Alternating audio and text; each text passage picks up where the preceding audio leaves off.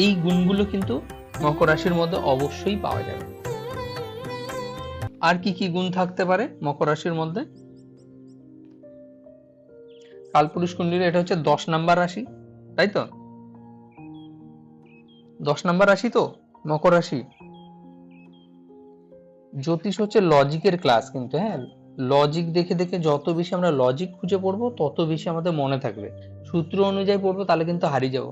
একটা মানুষের দ্বারা খুব বেশি হলে ম্যাক্সিমাম 40টা 50টা 100টা সূত্র মুখস্থ রাখা সম্ভব, হাজার হাজার সূত্র মুখস্থ রাখা সম্ভব নয়। এটা 10 নাম্বার রাশি হওয়ার কারণে 10 নাম্বার ভাব হচ্ছে কর্মের ভাব, এর জন্য মকর রাশি আমরা যতগুলো চারিত্রিক বৈশিষ্ট্য দেখলাম এর মধ্যে কর্মকে প্রধান রাখা হয়েছে, ঠিক আছে? এরা কষ্ট সহিষ্ণু, আরে যার মধ্যে কর্মের মানে প্রবণতা থাকে, কাজ করার ইচ্ছা থাকে, তার মধ্যে ধৈর্য তো থাকতেই হবে, তাই না? তবে এরা ভীষণ একটু মানে আত্মকেন্দ্রিক হয়ে যায়, মানে কাজ নিয়ে থাকবো, ব্যাস কে কি করলো আমার দেখার দরকার নেই। এই যে আত্মকেন্দ্রিক, একটু আগে কি বললাম, একটু কৃপণ স্বভাবের। তা আত্মকেন্দ্রিক তারাই তো হয় যারা একটু কৃপণ স্বভাবের। এদের মধ্যে একাগ্রতা ভীষণ ভালো থাকে, হ্যাঁ, বোঝা গেল?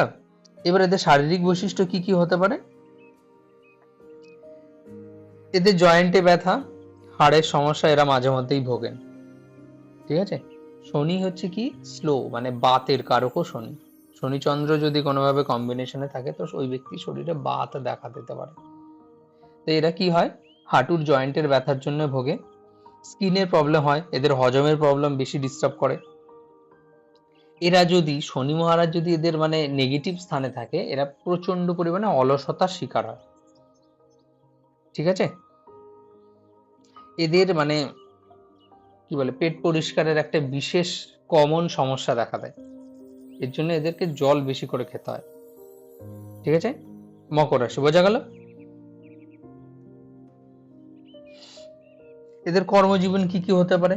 এরা মানে ইঞ্জিনিয়ারিং সেক্টরে যেতে পারে, ঠিক আছে, কনস্ট্রাকশনের কাজ। এরা একজন ভালো স্কিল্ড লেবার হতে পারে, ঠিক আছে? এরা অ্যাকাউন্টিং এর কাজ করতে পারে।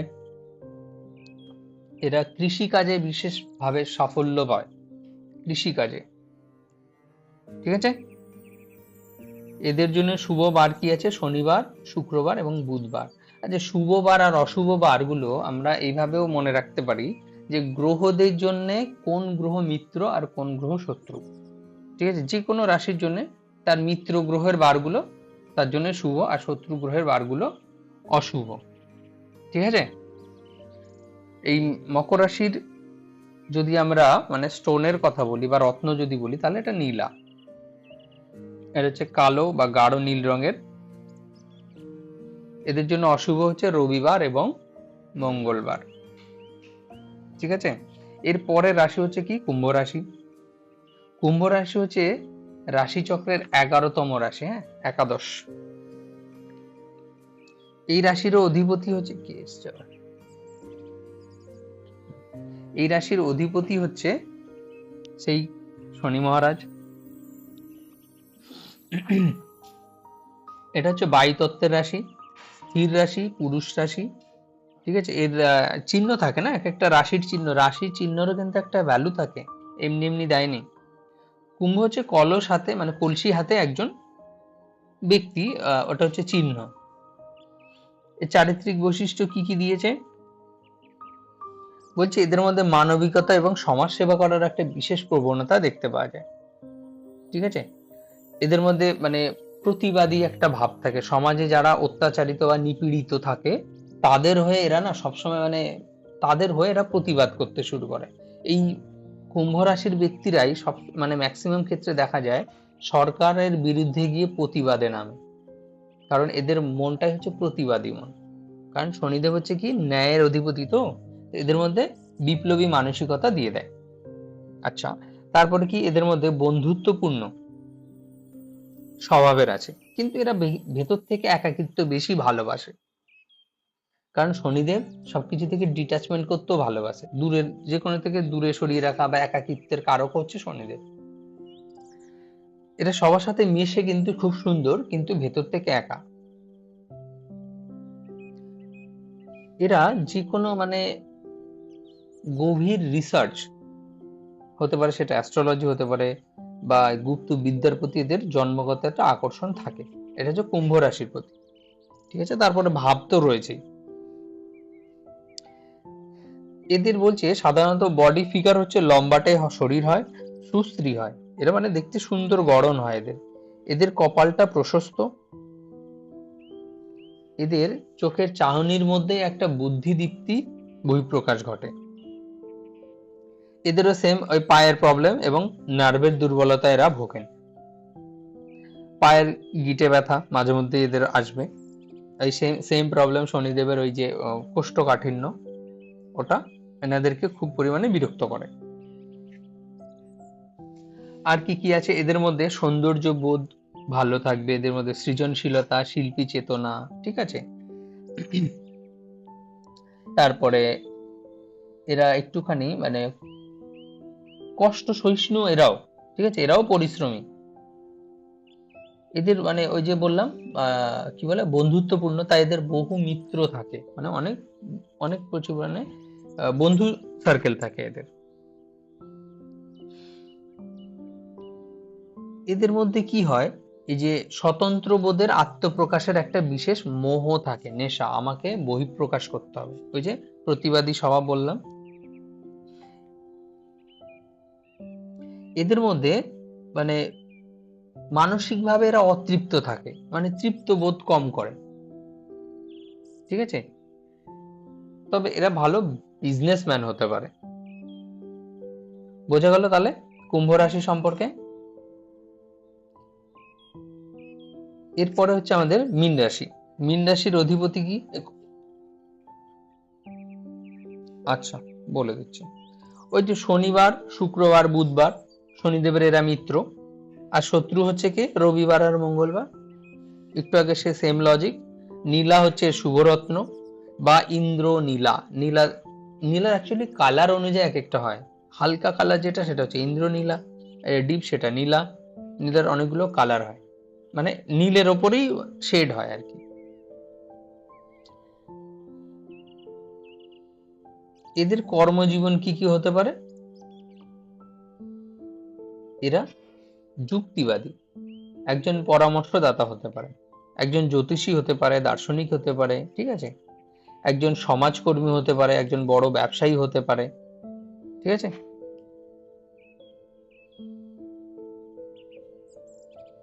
বোঝা গেল? এরপর হচ্ছে মীন রাশি। মীন রাশির অধিপতি হচ্ছে কে? বৃহস্পতি। বৃহস্পতির এটা লাস্ট রাশি, এটা হচ্ছে জল তত্ত্বের রাশি। মীন রাশির এটা হচ্ছে ডুয়েল স্বভাবের, মানে দ্বিস্বভাব রাশি। এটা হচ্ছে স্ত্রী রাশি। চিহ্ন কি? যেহেতু এটা জল তত্ত্বের রাশি, তাই দুটো মাছ একটা আরেক মানে একটা একে অপরের বিপরীত দিকে মুখ করে আছে মাছগুলো, তাই তো। এই সেম এটার বর্ণ হচ্ছে মানে এটা হচ্ছে হালকা হলুদ মিশ্রিত সাদা। এটাকে কি কালার বলে জানি না, মানে হলুদ, কিন্তু এটা একটু সাদা মিশ্রিত হলুদ, মানে কম হলুদ। চারিত্রিক বৈশিষ্ট্য কি? এটা হচ্ছে আধ্যাত্মিকতা, যেহেতু লাস্ট রাশি তো এটা 12 নম্বর রাশি, এটা হচ্ছে ত্যাগের রাশি, হ্যাঁ। এনাদের মধ্যে প্রচুর পরিমাণে এক্সপিরিয়েন্স থাকে, বাস্তবিক অভিজ্ঞতা থাকে, এরা কল্পনা প্রবণও হয়, দয়ালু এবং ক্ষমাশীল। এদের মানে মন সবসময় অস্থির থাকে। কেন অস্থির কেন থাকে? এদের মধ্যে সবসময় একটা দ্বন্দ্ব চলতে থাকে, যে কোনো বিষয় সিদ্ধান্ত নিতে এরা অনেক সময় দ্বিধায় ভোগেন।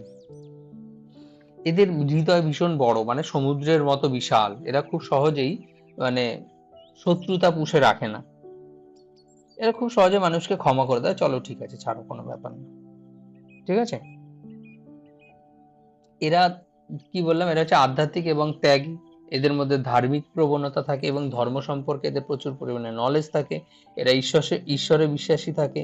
এদের ত্যাগের মানসিকতা এদের মধ্যে প্রবল থাকার কারণে সমাজে একজন ভালো স্থানে পৌঁছায়। এরা অন্যের কষ্টে না নিজের সুখকেও বিসর্জন দিতে প্রস্তুত থাকে। তবে এদের মধ্যে কি একটু সন্দেহ প্রবণতা থাকে, ঠিক আছে। এদের মধ্যে সৌন্দর্য বোধ থাকে, আদর্শ বোধ থাকে, দার্শনিকতা থাকে, ঠিক আছে। এদের মধ্যে বিশুদ্ধ জ্ঞান থাকে, আত্ম উপলব্ধি করার একটা সামর্থ্য এদের থাকে, নিজেকে চেনার একটা সামর্থ্য থাকে, কারণ এটা হচ্ছে দ্বাদশ রাশি, 12তম রাশি। হ্যাঁ,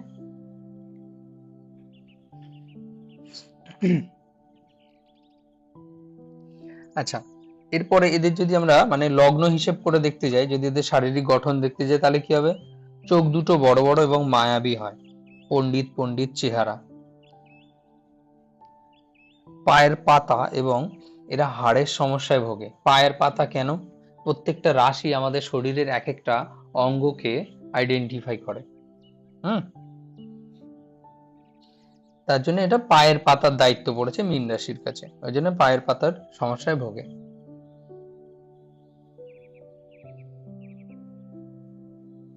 এদের মধ্যে ঠান্ডা লাগা এবং কফের প্রবলেম থাকে, ঠিক আছে।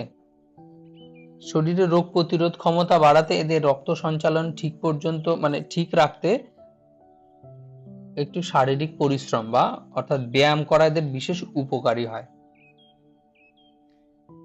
এদের কর্মজীবন কি কি হতে পারে? এরা দার্শনিক, শিল্পী, কবি, চিকিৎসক, কারণ এদের মধ্যে প্রচুর এক্সপিরিয়েন্স থাকে।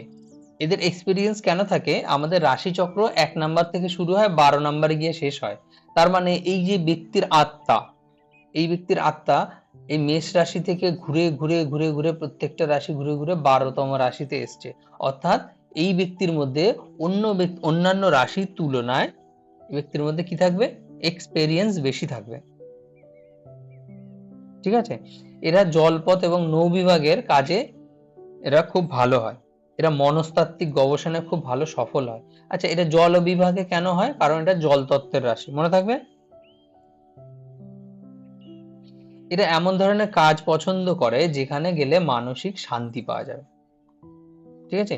এই রাশির মানে 12তম রাশি থেকে আমরা জানবো, যখন ভাব করব তখন জানবো যে এটা হচ্ছে শয্যাসুখ। 12তম রাশি থেকে দেখা হয় শয্যাসুখ। এরা ঘুমাতেও খুব ভালোবাসে, ঠিক আছে। অন্যের বিছানা মানে ও কোথাও বেড়াতে গিয়েও না সেখানে শান্তি ফিল করে না, ও বাড়িতেই ঠিক আছে। এখানে মীন রাশি কেউ আছে? একজন মনে হয় আছে। মীন রাশির কোনো ব্যক্তি আছে এখানে? সৌগত দা মনে হয় আছেন। আচ্ছা, আচ্ছা, এগুলো ম্যাচ করছে।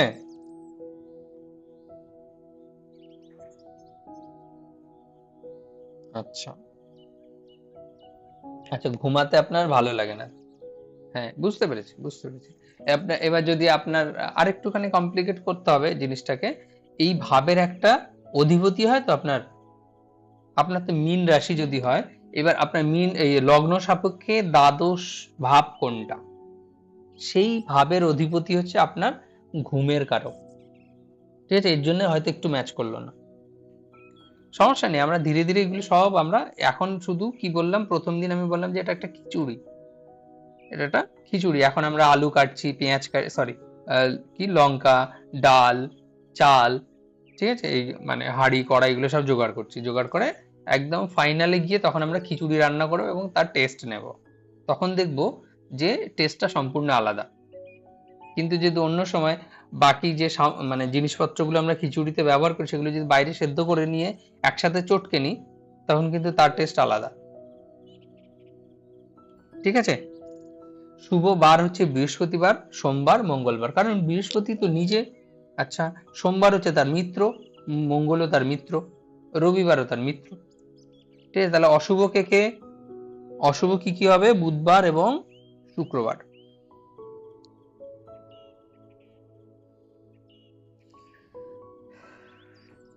ব্যাপারটা বোঝা গেল? মীন রাশি নিয়ে কারো কোনো প্রশ্ন? আচ্ছা, সরি, এই রাশি নিয়ে কারো কোনো প্রশ্ন? রাশি চক্র কমপ্লিট হয়ে গেছে আমাদের। রাশি চক্র কমপ্লিট, রাশি নিয়ে কারো প্রশ্ন নেই? ঠিক আছে, খুব ভালো। এবার আমরা যাব হচ্ছে রাশি কমপ্লিট, গ্রহ কমপ্লিট। বলুন, ছোট্ট থাকলে বলবেন, বড় যেন না হয়।